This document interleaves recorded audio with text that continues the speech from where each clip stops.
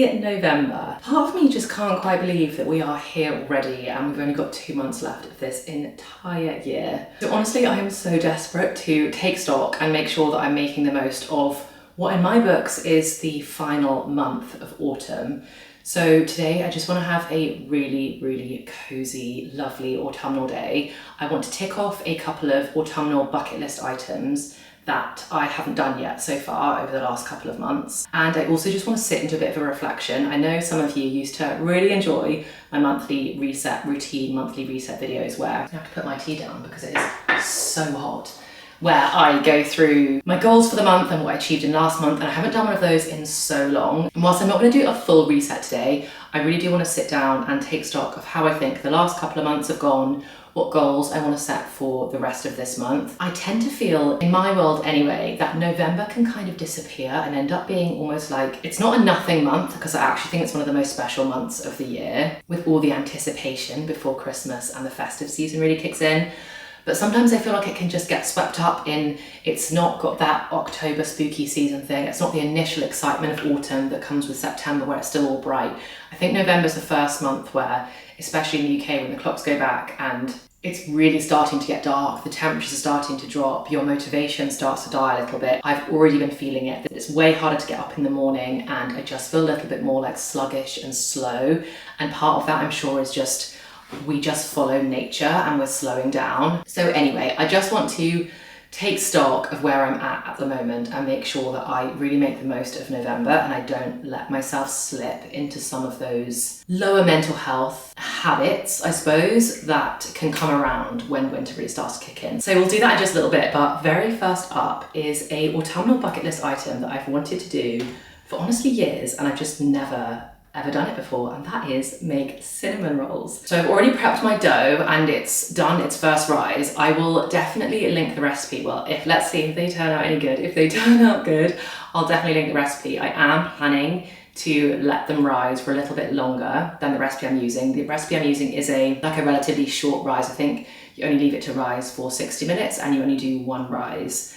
But my favourite, I know I'm skipping to a completely different time of the year, but my favourite hot cross bun recipe in the world is a Mary Berry hot cross bun recipe. And it has like so many rises in it. It has like 3 or 4. It's so excessive. It takes like 8 hours to make these things, but they are so incredible. And I just feel like over time I've really learnt that if you are making something with dough, then investing in your rise time is so worth it. So anyway, I've got the time today, so I've already left it for one set of rise. I now need to roll it out, form it into the actual little cinnamon rolls. I hope these turn out okay. Like I said, I've never done this before, but I really want to tick off making cinnamon rolls as such like a cozy autumnal bucket list item. It's something I wish I'd done in September, but anyway, we're doing it now. And then the other item I really want to tick off, probably later this evening, is to have a lovely long warm bath. I might have had one. In fact, I feel like the last one I've had was probably in the summer. I don't think I've had one bath this entire autumnal period, and I'm such like a bath gal. Like I love one so much. When we were buying this house, it was such a non-negotiable to me to find a house that had a bath. I really want to like light a candle, grab my book and just sink into a bath later. So definitely gonna do that. And I've got some such lovely like bathy products at the moment. Anyway, I'm rambling as usual. Let's get started with these cinnamon rolls and then we can sit down and have a chat. Also, I hope you don't get too bored of seeing me in this jumper because I'm going to be wearing it every day for the foreseeable future, probably until it dies, and then I have to buy a new jumper because I'm so obsessed with it. If you saw the bookish video literally 2 days ago, then I was also wearing this then, and I mean it, I can't take it off. It's so comfy and so warm, and I just think it's so like chic for a Christmassy jumper that's not actually Christmas. It's the perfect November jumper. Just Fair Isle as a print. I just think Fair Isle feels like Christmas adjacent, and it's just so, anyway, it's so good and so cozy. So I'm gonna be wearing this every single vlog, and I hope you're all okay with that. And my brand new mug, which I also bought literally 2 days ago, and I've used it for everything since, I'm also gonna be using, because to me this is like the perfect candy cane-esque mug from Oliver Bonus. I will link both of these things in probably all my upcoming vlogs because we can all be matching together. I'm just obsessed with both of them. Anyway, for now, I'm babbling because I'm nervous that these cinnamon rolls aren't going to work. Let's go make the cinnamon rolls because a cup of tea and a cinnamon roll just Delicious. Fingers crossed. Let's see how they turn out.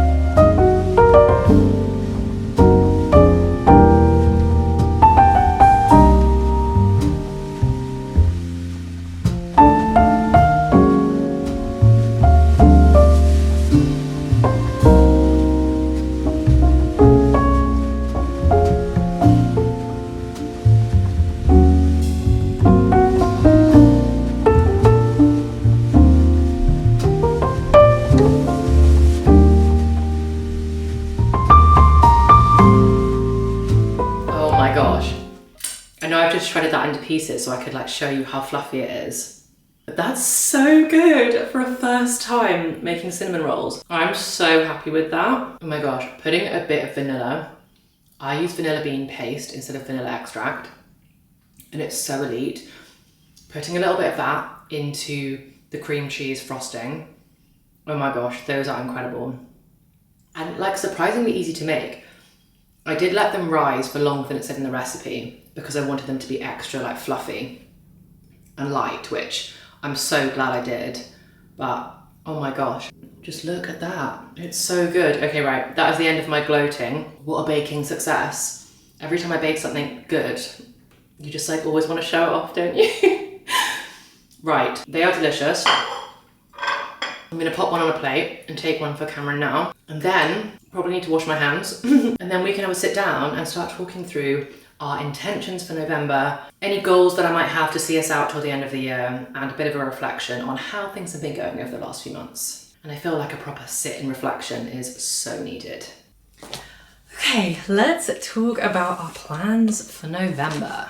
I have got myself a cup of tea. Tea number 5,000 of the day. Let's see if I can drink it yet. Oh my gosh, perfect temperature. And then I've got a couple of notebooks. I always just have too many notebooks. And I've got my phone because I like to make my notes about this kind of stuff just everywhere. It's my own personal organized chaos. So I always like to start any kind of goal setting, intention setting exercise with a reflection on the goals, the broader goals that I've set either for the year or the quarter or the last month. I didn't really set any goals for October. I feel like the last few months have just been flying by and I really haven't done any monthly goals in so long. So because we're also so close to the end of the year, I'm just gonna revisit my 2024 goals. Having a pinned note on my phone just always means that they're always just there, and I do click into them at so many different random points in the year. Just at any point within a week, I might just click into my goals and just see what I'd originally planned and see if that's still a realistic goal for me, see if I'm on track, if there are any of my daily habits that I need to change in order to help me reach that goal, etc. So I personally always split my goals into career, financial, and personal, but I'm sure there are lots of different ways to split it, and you can obviously split your goals however like fits right for you, but that's how I do it. So starting off with career, which are the ones that I had on here first, I had turned YouTube into my full-time job, which is so cool. I've ticked that one off, and I ticked that one off on here because I've got them on as little to-dos. I ticked it off as soon as I did it, to be honest, because it's just one of the most exciting, probably life milestones ever. So I've ticked off turn YouTube into my full-time job. I also had post to YouTube at least once a week, which I've definitely done. And since I set that goal, I also added in the bookish content. So now I'm actually posting twice a week. So that's really nice as well. I also have got on here start posting regularly to Instagram. And I feel like I'm getting better at that. I'm not perfect. I'm not really showing up on stories and like engaging in the same way. But I do feel like we're starting to chat loads more in DMs, which is super fun. And I'm loving making reels at the moment. They're so fun to create. So I will happily tick that one at the end of the year as well, especially if between now and Christmas, I keep going with the reels that I've been making over the last couple of months. And then in terms of actual targets, I think having subscriber targets is such a difficult thing because you just never know how growth is going to go. I have on here for the end of the year to hit 60,000 subscribers by the end of the year. I think we're just going to miss it based on my growth trajectory and how things have been going over the last few months. We're very, very close to 55 right now, but I think for me to get 5,000 new subscribers in 2 months is very tight for me, and I think we're going to miss it by a couple of thousand. So I suppose one, if you watch my videos but you're not actually subscribed, could you please subscribe? Because I think we're going to be close to hitting my target, and if you could help me out, that would be insane. Also, if you think you know anyone, you've got any friends or family that you think might enjoy my channel, send it to them and let's see if we can hit 60k by the end of the year. Like I said, I think we'll miss it. I think we'll hit more like 58k by the end of the year, but you never know. And as I say so often, if you don't hit goals, it's no big deal. We shoot for what we shoot for, and if we get there, we get there, and if we don't, the goals just roll on and we'll do our best to hit it in the new year. So those are all of my career goals that I've got on here. I have to be honest, the one that I'm kind of trying to skip past is I do have on here about posting to TikTok 6 times a week. Don't know what on earth I was thinking when I set that goal. I have not done that at all. I did have a period of time like in the spring and early summer when I was just getting started with all the bookish content and I was deep in that world that I was posting to TikTok quite a lot. But at that point I wasn't posting to Instagram, and I think it's just too difficult for me to do all 3 platforms super consistently. Hopefully I will be able to eventually. I think it's just like a practice makes perfect, and I keep having to remind myself that starting content creation and like being on social media full time is kind of like starting a new industry from scratch. And I was in my last job for 7 years before I felt like I really knew what I was doing with it. So hopefully I will be able to just improve my efficiency and my productivity and my skill level at creating content so that eventually I will be able to do multiple platforms multiple times a week and be able to maintain that at a level that doesn't burn me out. But anyway, those are all of my career goals for the entire year. So if we're thinking about the month ahead, hopefully we'll get another couple of thousand subscribers to get us closer to that 60k goal for the end of the year. And my only real way to do that is to keep going with the other goals that I've got on here that I know that I'm already doing. So keep posting to YouTube twice a week. I'm loving the mix of bookish and lifestyle content. I hope you are too. Let me know. I'd love your feedback on the content that I'm making at the moment, what you think, what you'd like more of, what you'd like less of. If there's some stuff that you just really don't enjoy, let me know. But I'm going to keep going with my Wednesday bookish videos and Sunday lifestyle vlogs, keep regularly posting to Instagram, and I'd love to say that I think I'll revive TikTok before the end of the year, but I don't think that's likely. I think it's going to be more like sporadic posts on there. But I do love chatting to you guys on there anyway, and just like sending bookish TikToks to each other, and we can just be involved in the bookish community even if I'm not actively posting as much as I should be. Okay, so that's career. I feel good about that. I think I don't see any reason in November why anything career-wise should take a dip. I think it should be a really nice month to just keep going with the autumnal content. And so soon, November is the month, which is just before Vlogmas. And I know I'm really talking about November, but whilst we are thinking ahead to Vlogmas, I am definitely going to do Vlogmas this year, but my own version. I've never done Vlogmas posting every single day, and I'm still not going to do that. I'd love to get your feedback. I find it very difficult to watch other people's Vlogmases and keep up with it every single day posted video, and it's such an incredible amount of work to produce.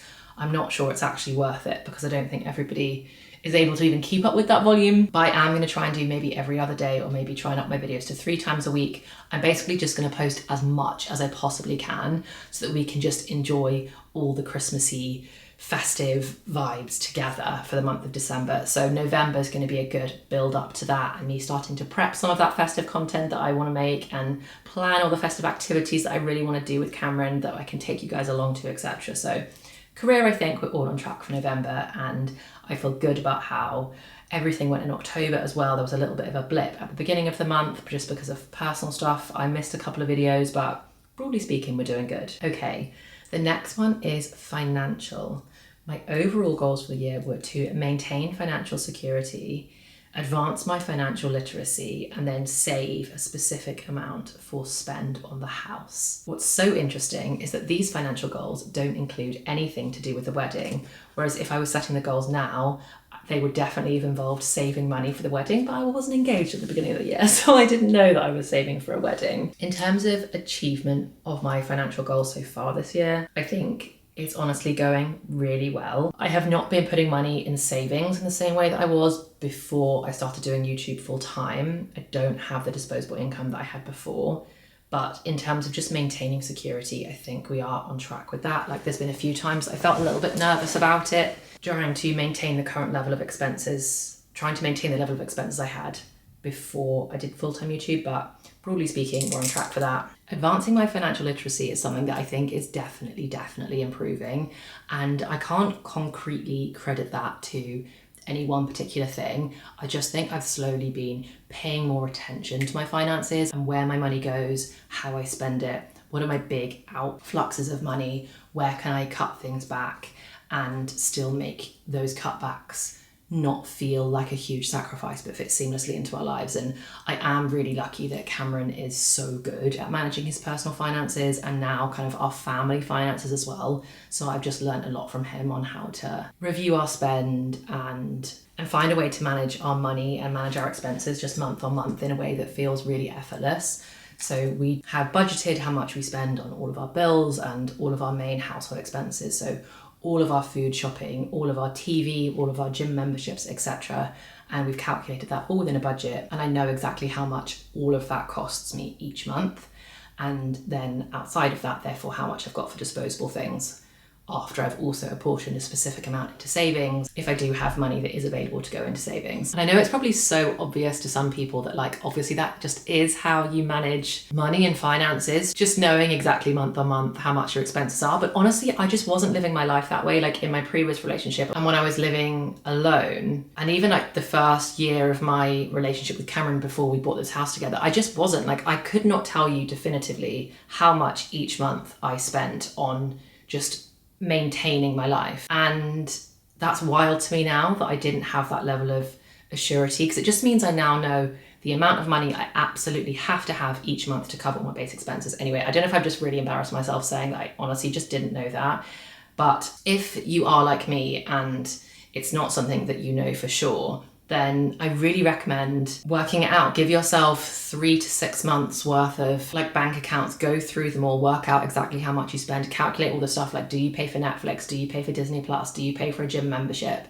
Do you pay for, like, I get all my razors on subscription and I get my deodorant on subscription, like all of those things. Calculate all the like fixed costs that are always going out of your account every month. A massive one for me was also working out how much I spend on food each week.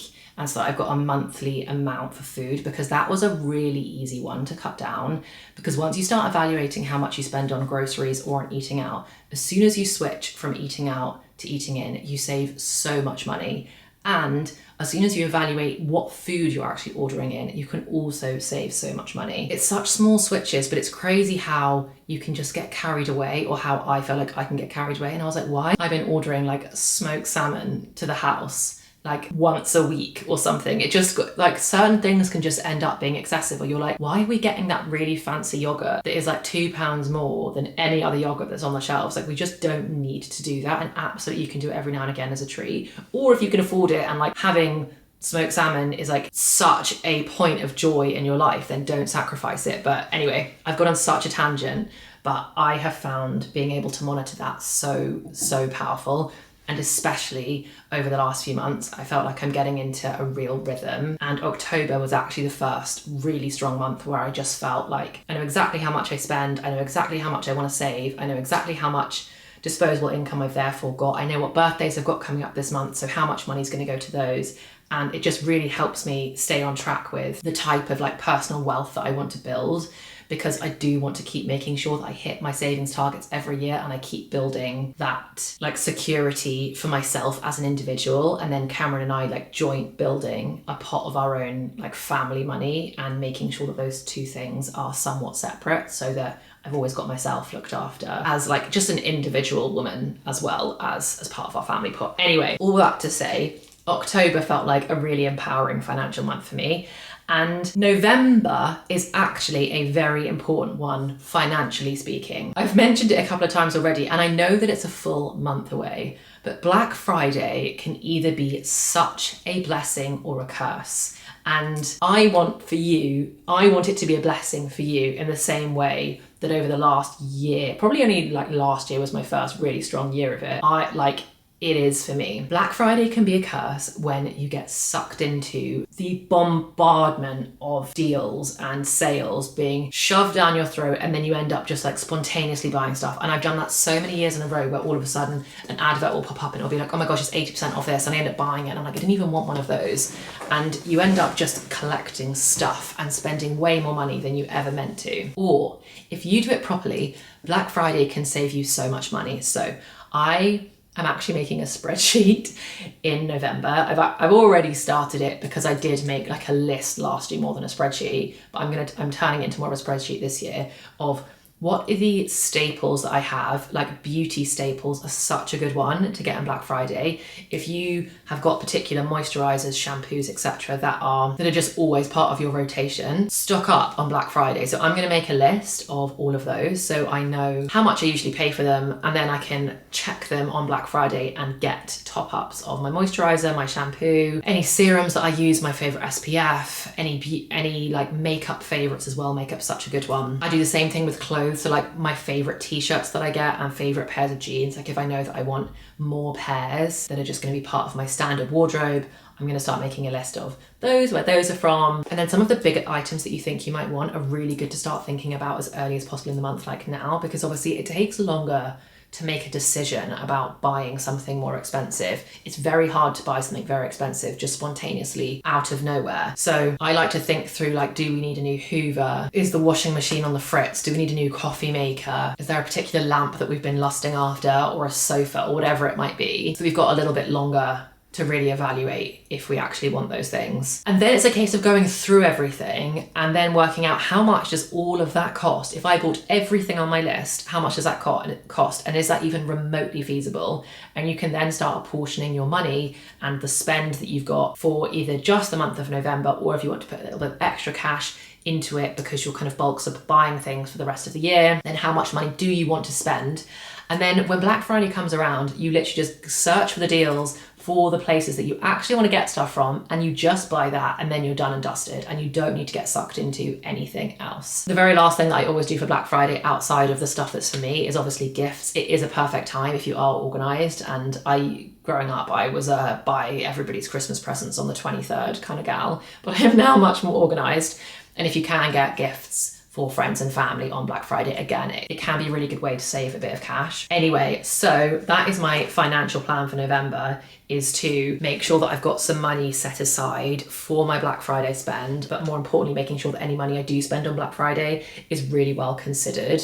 And I actually tick off particular jobs like buying gifts for family and friends. And I basically just don't buy anything in the month of November. To be honest, I already haven't been buying stuff in October, and my list is getting long because I've already been like, I actually really do need another one of my cos t-shirts. And I've been like, what is the point in buying it now? Buying this jumper felt so wrong. I was like, I know M&S are going to have a Black Friday sale, but I was too scared that this was going to sell out. So I was like, I just have to buy this one thing because I don't want it to sell out and me to not have it. But broadly speaking, I just pause all of my purchasing of stuff for the month of November until we get around to the sales. If you are interested in the stuff that I'm going to buy, like I am going to create gift guides for him and for her, and I'm going to make a list of like all of my staples that I'm going to buy on Black Friday, and I'll post them on LTK just in case you wanted to see my lists. But again, I don't want you to feel spammed by me. I am going to share all of those things because that's the stuff that I'm planning on buying, or like my top like recommended products. Like I definitely recommend my coffee machine and my kettle and my blender, and there's like a few different things, but I'll organize it all on my LTK into like electronics, beauty, t-shirts, jeans,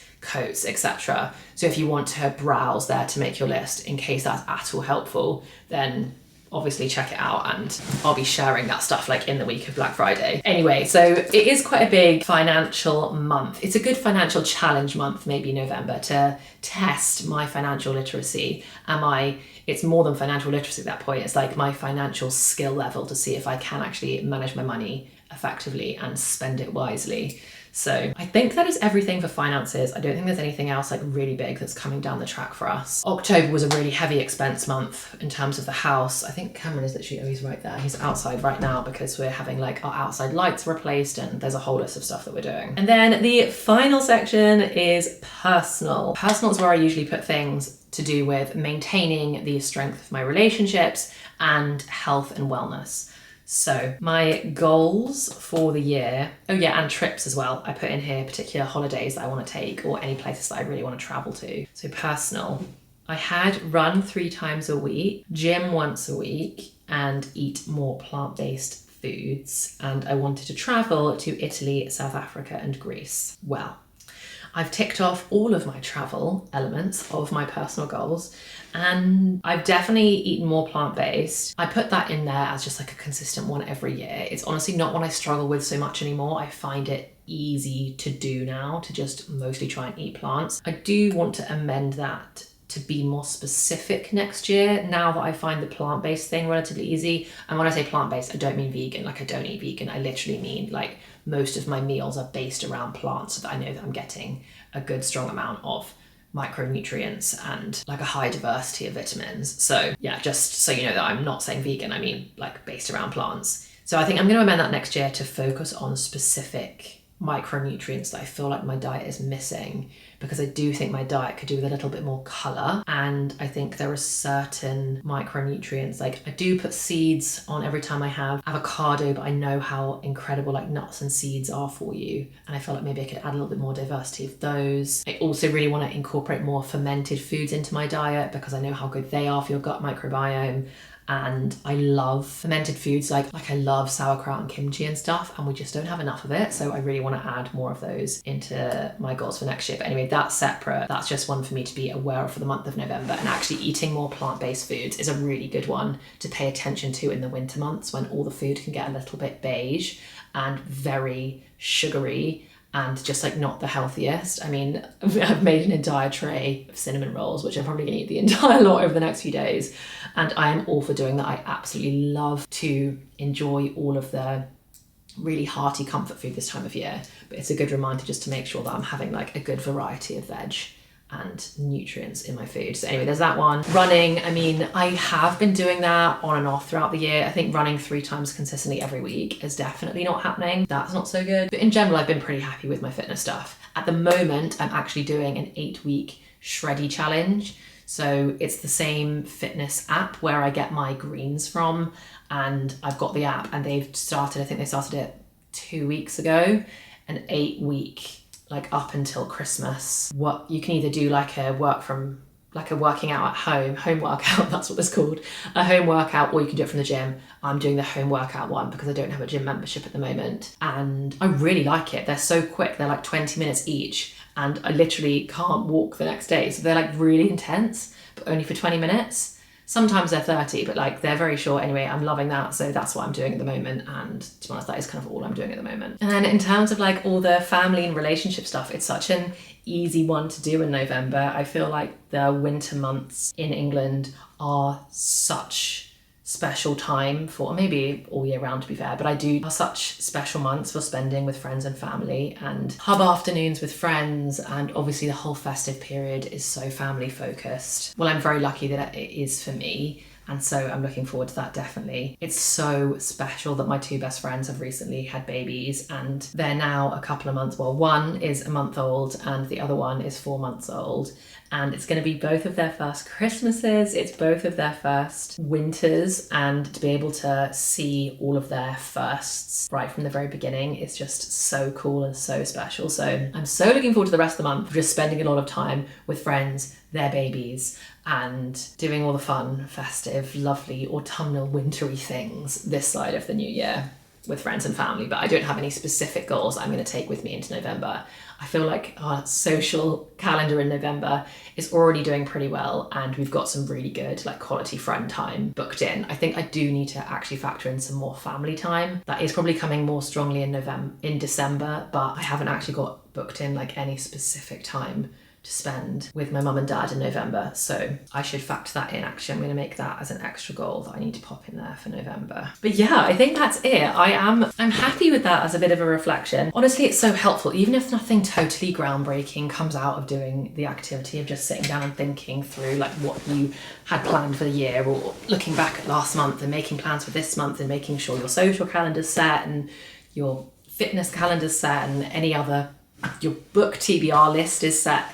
Anything that just might help you feel a little bit more grounded and in control and sure of yourself and what your plans are for the next 4 weeks. Anyway, I know that was such a long ramble, but like I said earlier, November can kind of vanish a little bit if you let it, and it can be a time when you start to feel a bit overwhelmed or a bit low and you're not really sure why, because of all the weather changes and the daylight changes. And even after just that little 15-minute, 20-minute, I've no idea how long I've yapped for, like ramble and reflection, I'm feeling a lot more grounded about my plans for the month and just feeling a bit more settled in myself. So if you haven't done that yet, this is your sign to do that. Just take a really short amount of time. It doesn't take long, 15-20 minutes. Sit and have a think, and it can do wonders for your mental clarity and like your excitement levels for what's to come. Anyway, next on the agenda is a very cozy evening. It's already getting dark, as you can see. The lighting is probably terrible. We probably just have to embrace the fact that videos are going to have terrible lighting for the next, I don't know, 5 months. Winter is so long in this country. But it is, I think, 4 o'clock and it's already that dark. Rest of the evening, I want to light a fire.